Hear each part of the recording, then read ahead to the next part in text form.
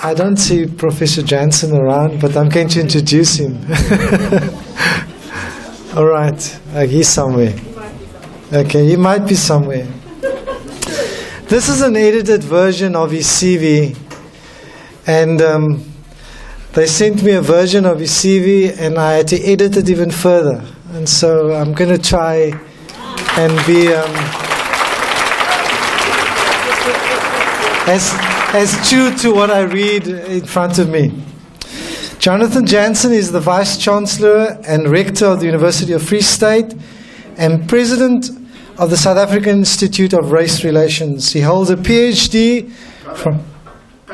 Okay, all right. I was glad someone told me that, because when we read the edited version, the long version, there was another version. But this one I want to say. Jonathan, I need to say this one. Someone said to me, read something that he wrote in the PFP book. And as a friend of PFP, this is what he wrote in the Partners for Possibility book. I challenge every company concerned with the future skill sets of high schools to join the PFP program. And in linking principals and corporate leaders in making schools better now, but also improving our economic futures later. With that introduction, I welcome you to the front, Jonathan. Thorpe Opal with the registration plate CA 175270. Is that yours? Is it?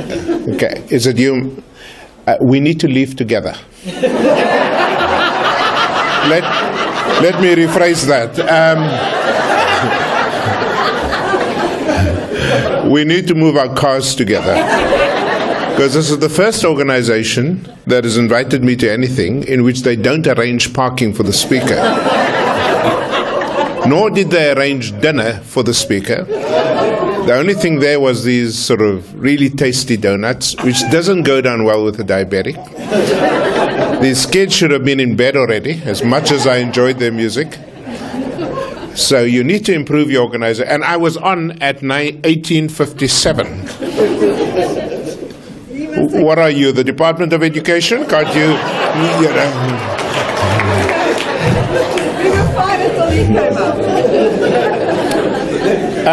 up. First of all, ladies and gentlemen, I won't be long. I was going to play you a video, but apparently it's not playing, of the most amazing school in this country. But just as well it didn't work on Louise's outdated laptop, because I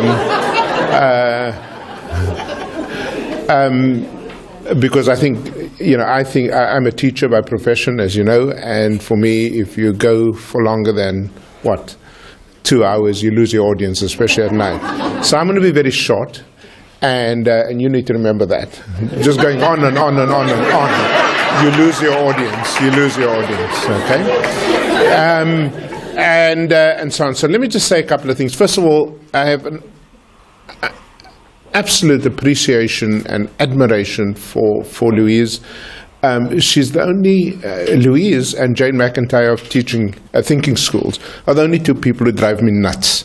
You know, they are hyperactive, you know, on Facebook, on Twitter, and so on. And I know she still doesn't know what I meant when I did that shout out to her in a book or something, in which I say she drives me nuts, but she does. And yet the only way you're going to change schools in South Africa is by having people like Louise, having people who are deeply committed, passionate about what they're doing, energetic, and determined to reach their goals. And I want to salute you tonight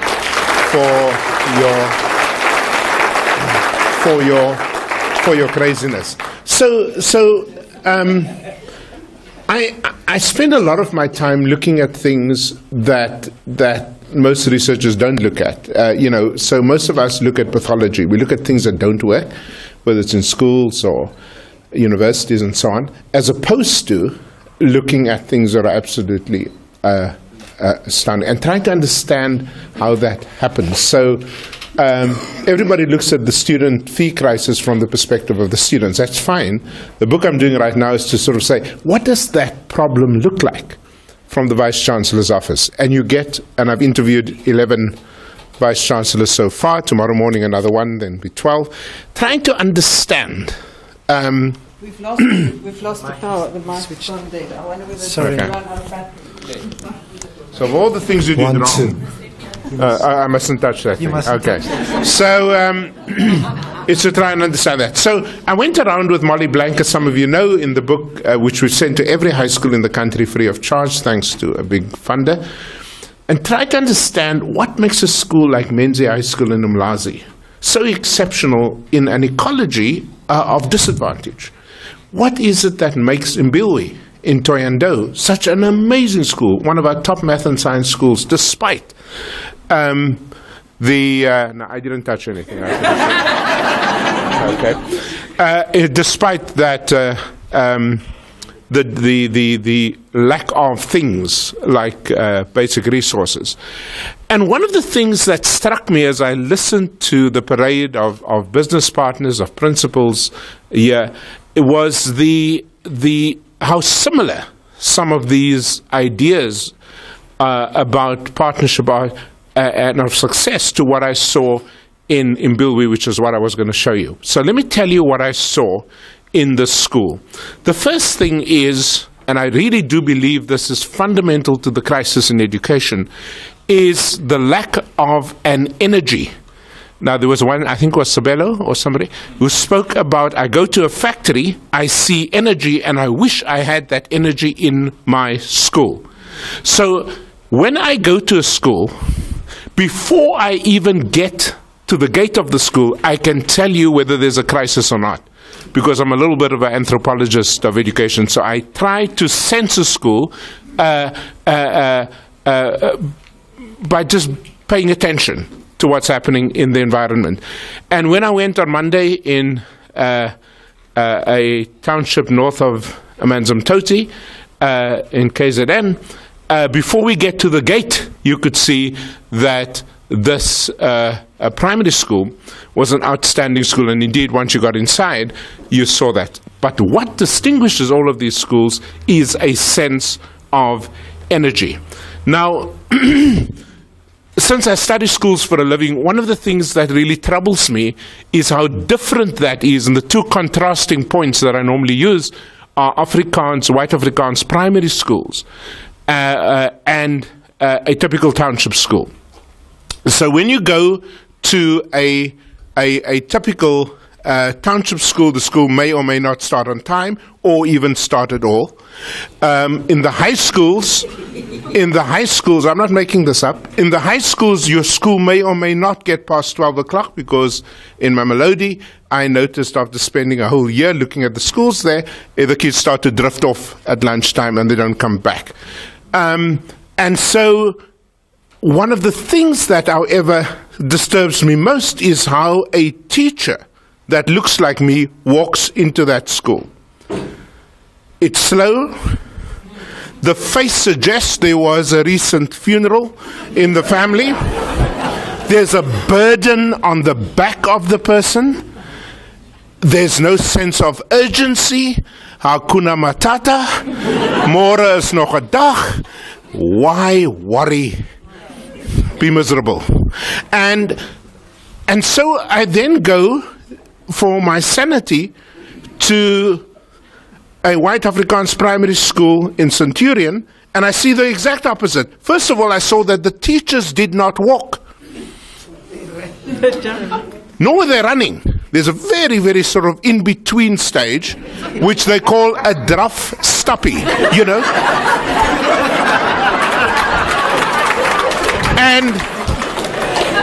And the draf stappie, so it was the interval, there was no need to rush. So I stopped this teacher and say, her name was really Mrs. Kukamoor. I said, Mrs. Kukamoor, waarom hardloop jy? Nee, die hoof moet sien ek is besig. So there is a clear sense of urgency. And by the way, A psychologist of education made this point years ago in probably the only book I prescribe every single year to my master's students, and it's a book by Seymour Saracen called The Culture of the School and the Problem of Change. And in that book he speaks in a beautiful paragraph about the behavioral and programmatic regularities of a school. What does he mean? He means the energy cycle.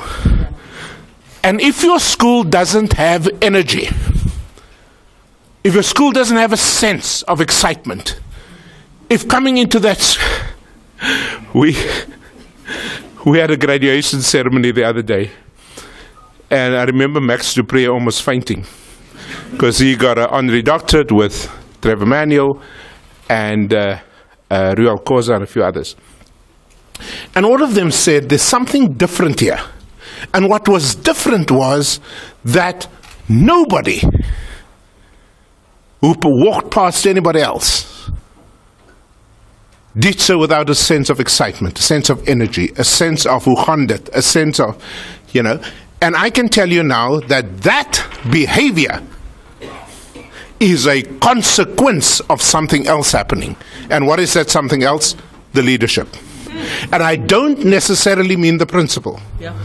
I mean the set of leaders in a school responsible for the pace, for the energy, for the passion. And I just want to say to you as principals, which obviously doesn't apply to you guys, based on what I saw here, is if you don't demonstrate in your life a sense of urgency, a sense of passion, a sense of I go to school, I go to university to change, if you don't have that sense, then your teachers will be like you. And the kids will be like you. So Denzel, I see over there, easily recognizable by the most amazing array of bow ties. When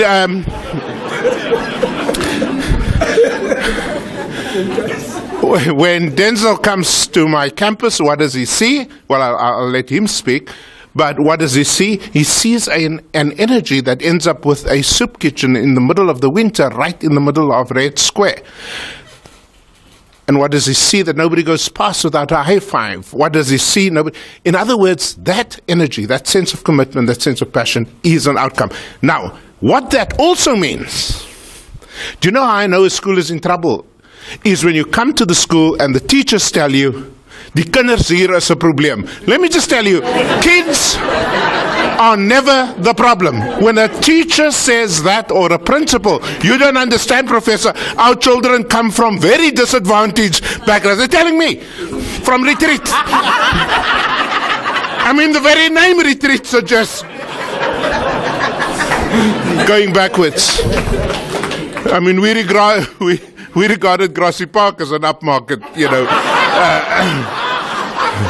community. And so the kids, I have to be very clear with you, how the students behave, how they perform is a consequence also of the leadership, because the children are the dependent variables. What does that mean, sir? That's a quick one. Dependent variables. Yeah. I know you missed that module. Huh? Yeah. What does it mean? I never get a good answer out of a UCT graduate. What does it mean?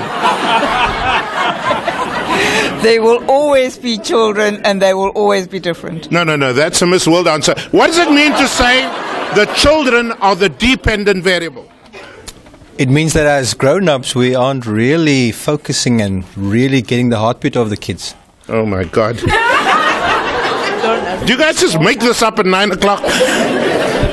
It means that the children's academic behavior is a consequence of what happened before.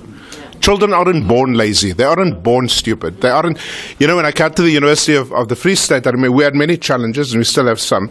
But I remember very, very clearly that my first big challenge was the very low expectations of both professors as well as students about what they could achieve.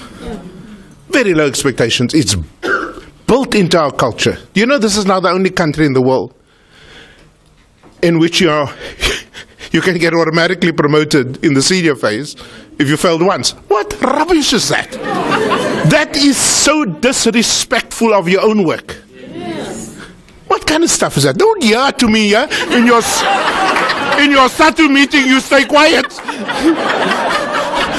No, this is a problem. This is a problem. There is nothing wrong with the kids. They are the dependent variable. And so I got a letter the day we decided to increase our academic entry scores. I got a letter from you know which political party saying, Professor, you are a racist.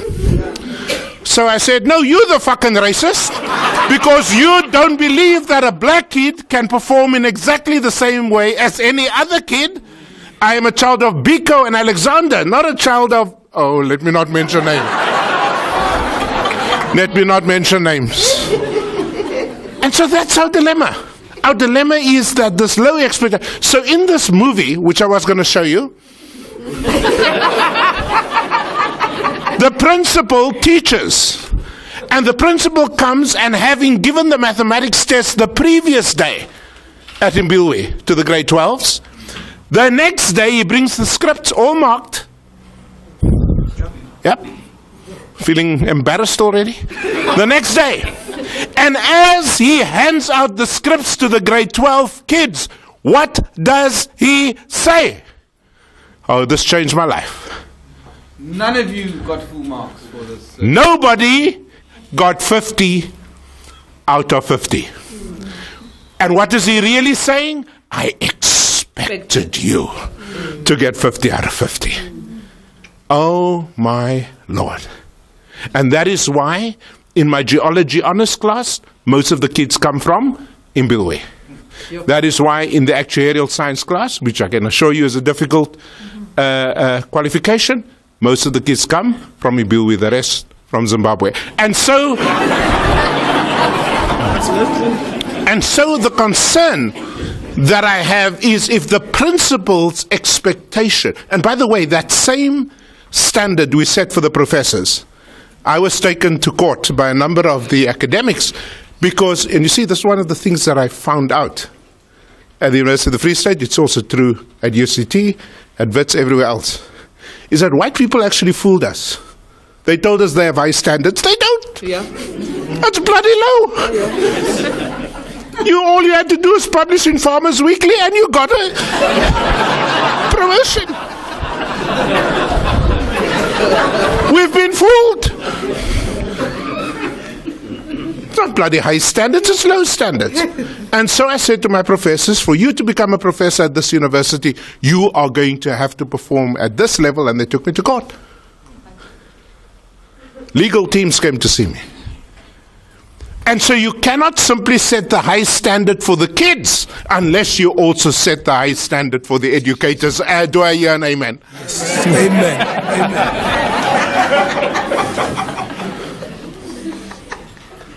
But I cannot demand research of a high quality in the best publishing houses from my staff unless, as the Vice-Chancellor, I do it myself. Yeah. That is why I believe the only principals I listen to are ones who teach themselves. Whoa! Did I tramp on some toes? Did I hear an ouch?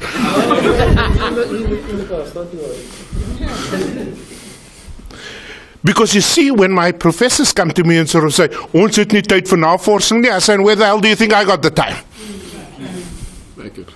You see, you take away the excuse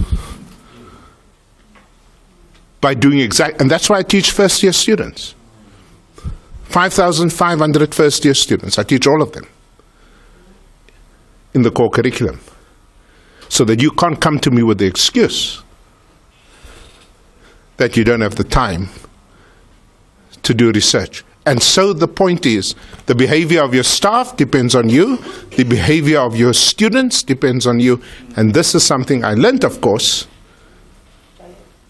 in my home. So I've got these two wonderful kids, actually 3, since my daughter-in-law is now on board. And a very embarrassing Saturday at my farewell, when I said to the audience, here are my kids, my 3 kids and my daughter. Sarah then shouts from the floor, the ones that we know of. You see, she's been to a Cape Flats funeral. She's been to a Cape Flats funeral and she knows there's a good chance when the father dies. And you can't deny it because the face of Uncle Sam is a kind like precies. Soos die oorledene. But here are two kids. One decided to become a social worker and the other decided to become a counselor for children with disabilities. They both empty their bank accounts, as their parents do, for other people. They have absolutely no sense of race. My son decided to marry a white girl, which really upset me. That's another story. And my daughter's now going out with a guy from the Eastern Cape, which immediately makes him suspect.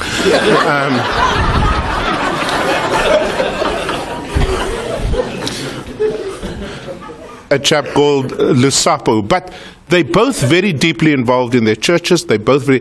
Now that doesn't happen by accident. That happens as a consequence of their mother's leadership. It happens as a consequence of what the parents do. And when I look at young people today, I really worry.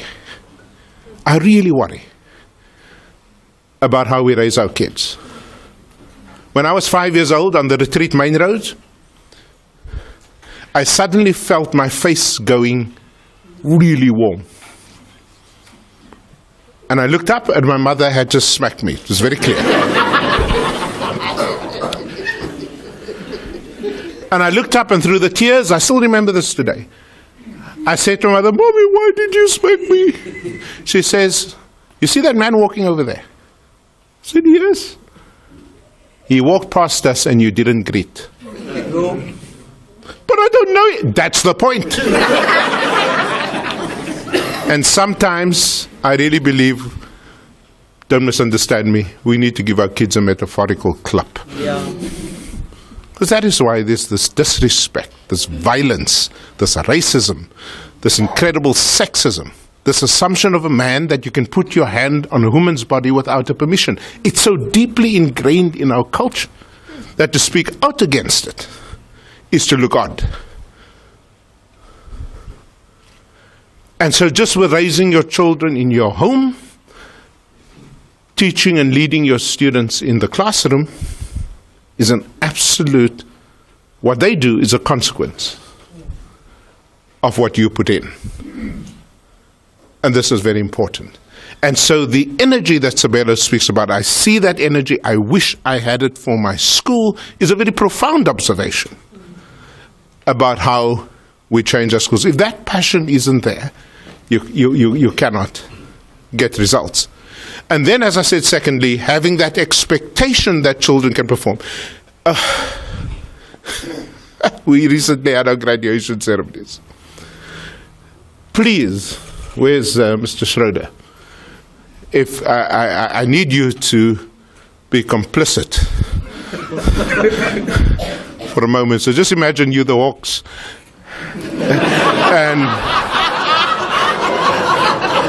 And I'm Praveen. But so a teacher from St. Cyprian's calls me, St. Cyprian's. And she says, "I'm not supposed, the department is going to kill me. I'm not supposed to tell you this, but I'm a marker." And we marked these scripts, and there was a student who got 100% or near 100% in history. And it's from a township school. And I don't believe we can let this young man slip. So, of course, I've got a few people who are very good with Facebook. And they went and they discovered this guy. His name is called, and I'm sure I'm pronouncing it all wrongly, Sinukolo Kilichana. So I find this man. Thank you, ma'am. So I find him and get his cell phone number because I knew the school. I used to work with the school for a few years and I gave up on it because that school is probably the worst school in this country, called Oscar Mpeta in Nyanga. It's a horribly dysfunctional school. And I called him and I said, "What are your plans? Where are you? You don't know me. And so on. He says, sir, I'm on my way to Golden Arrow. If you grow up here, you know Golden Arrow is the bus things. Because I want to get a driver's license to drive for Golden Arrow. I said, can you do me a favor? Can you, instead of going to the Golden Arrow bus depot, go to the Cape Town bus station? There's a ticket waiting there for you, because if you got 100%, there's something special about you. And I said to him, by the way, how on earth did you get the highest marks in history? Because the kids at Bishop's didn't, the kids at Westerford didn't, and what do you think he said, sir?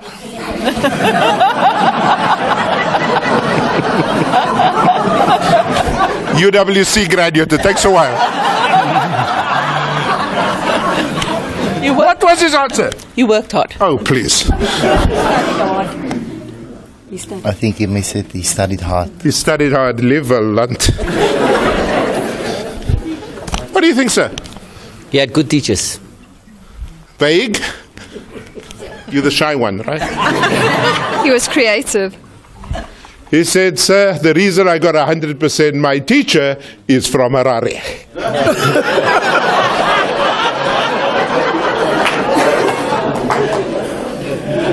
I don't care what the rules of the Department of Education is in the Western Cape, but I tell you now, if two teachers showed up in front of me and I had to make a choice without an interview, I would choose the Zimbabwean over the South African. I'm sorry.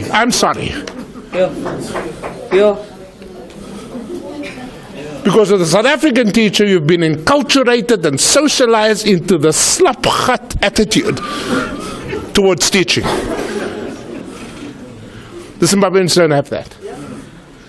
I recruit students for the University of the Free State from Zimbabwe. And the other day I went to Harare, to the top girls' school.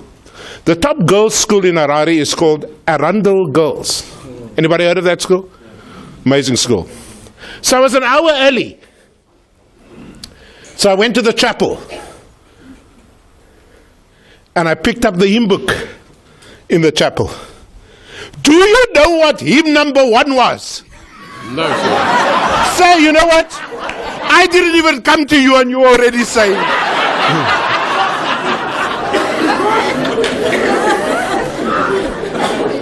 You know, I do this interactive Socratic method teaching with the first years, and the other day I came to the student, and before I got to her, she was doing this. And then she prayed, but she didn't know that my second language is Afrikaans. You know what she prayed? She said, ag Here, mag hierdie plaag net verbygaan.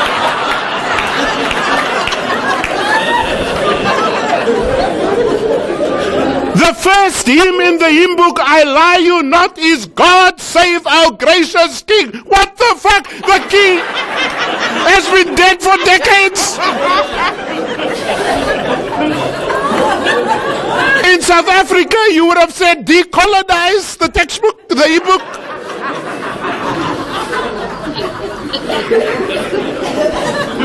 But they get the best math and science results. You see, we fight about the wrong things. And by the way, if you want to know why Zimbabwe's schools are better than South Africa's schools, it's very simple. The real damage done to our schools was not 1948, it was 1954. When the Bantu Education Act took the schools away from the missionaries, that was the real damage. And for some reason, Ian Smith and his ilk did not take the schools away from the Catholics and the Anglicans. To this day, most of their top schools are run by the churches. So if you think of the Lovedales and the Hilltowns and those are all schools of caliber. Adams, take your pick. That was the real destruction. So Sinukolo and another kid from Delft, that was a bit of a mistake. They got on a bus that day to Bloemfontein. Now the kid from Delft took a while to adjust.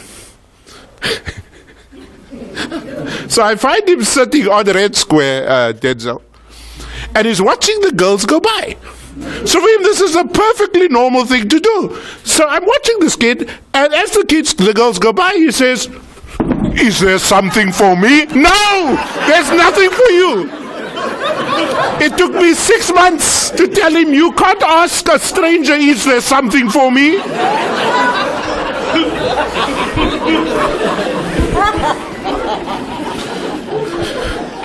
And so, Sinukolo does his 4 years.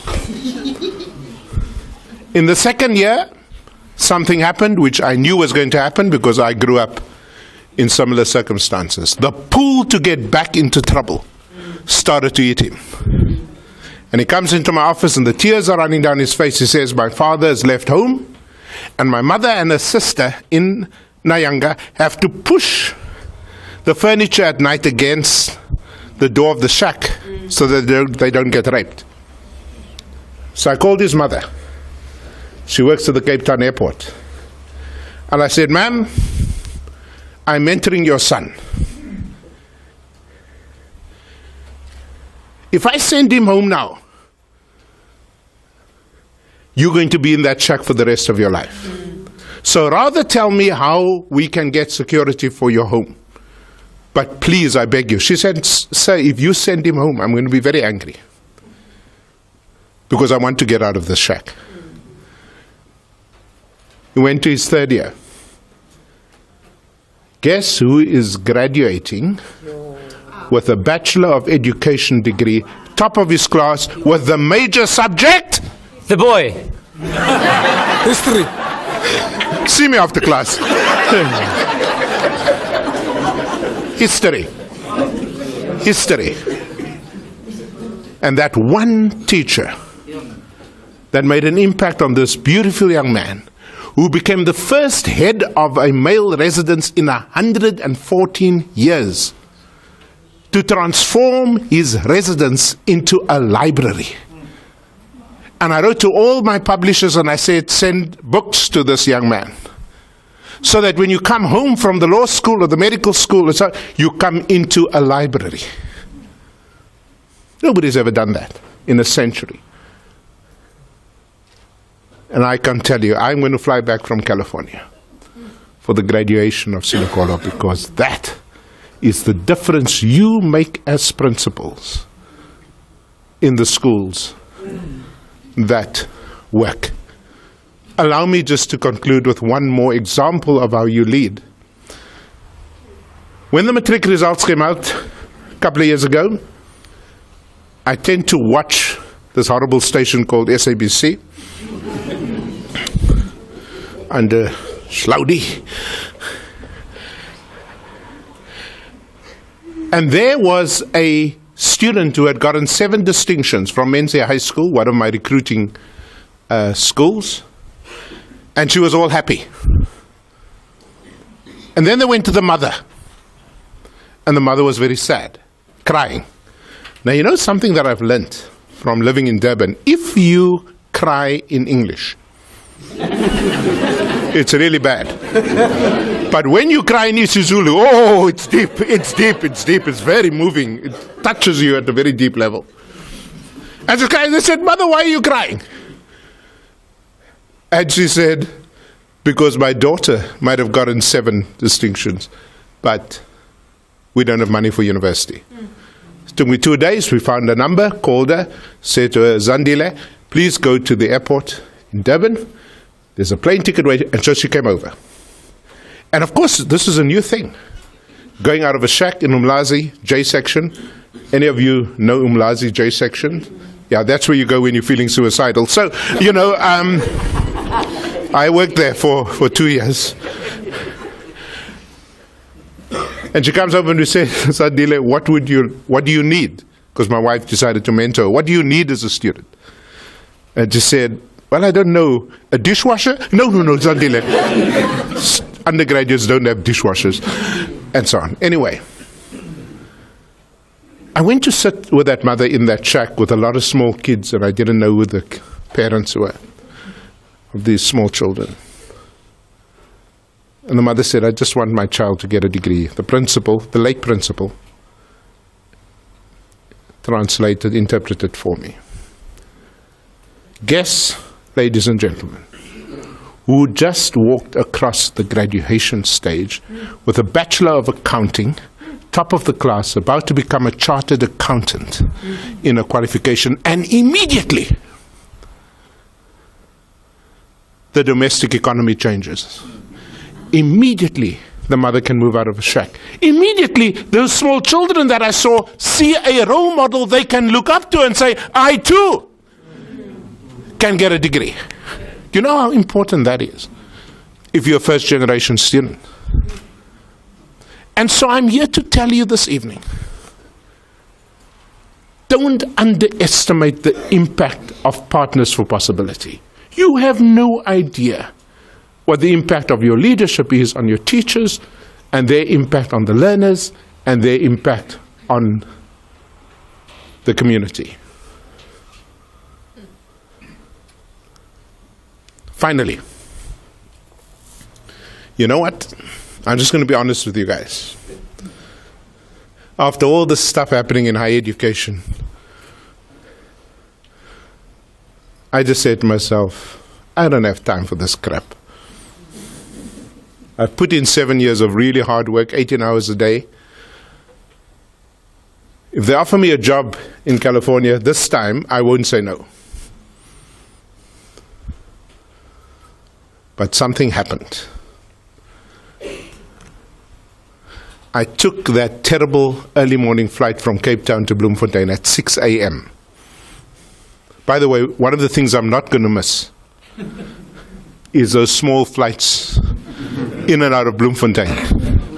If you are an atheist, you will be cured. You know. I mean, that thing doesn't fly. It hops from one cloud to the next.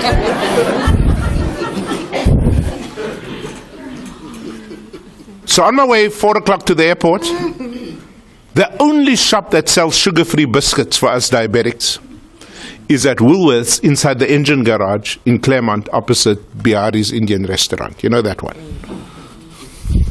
So I go in there at 4 a.m. And there's a woman from Lavendale mopping the floor. And as I came by, she says to me, with the cadence of a Lavendale auntie, I hear you leaving the country? I said, excuse me? How do you know my travel plans? She said, no, I read it in the Sun. I said, listen.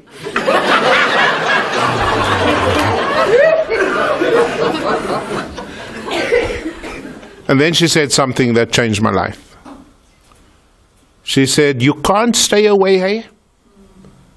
My son needs you.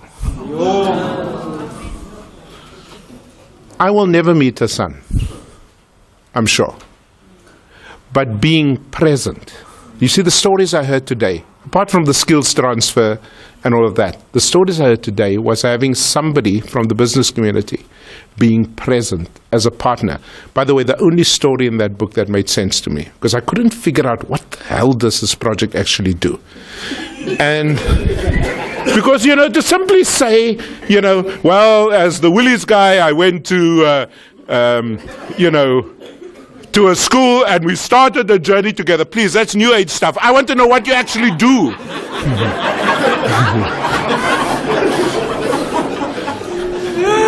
And this, I'm so sorry, you know, they've pushed my credit card to the limit, so I got to get a punch in here, you know. But the only story that makes sense in there, Louise, seriously, is the story by Jane Mahatu. It's a beautiful, beautiful story about what actually happens inside this partnership, and so on and so forth. And that is your secret. All the other stuff about the New Age stuff about, you know, we touched and felt each other, that's total nonsense. She describes what it means when the business leader helps her teach economics. She describes what it means when the business leader listens to her. She describes what it means when they do research in the classroom to improve the results. That is what you need to highlight. Not touchy-feely stuff. The real practice of partnering with the schools. And that is the reason I always knew I'd come back, because my conscience, I just can't take another clap from my late mother. But that mother mopping the floor at 4 a.m., forget me. She looks at each and every one of you. And she's saying to you tonight, my son, my daughter needs you. Thank you very much.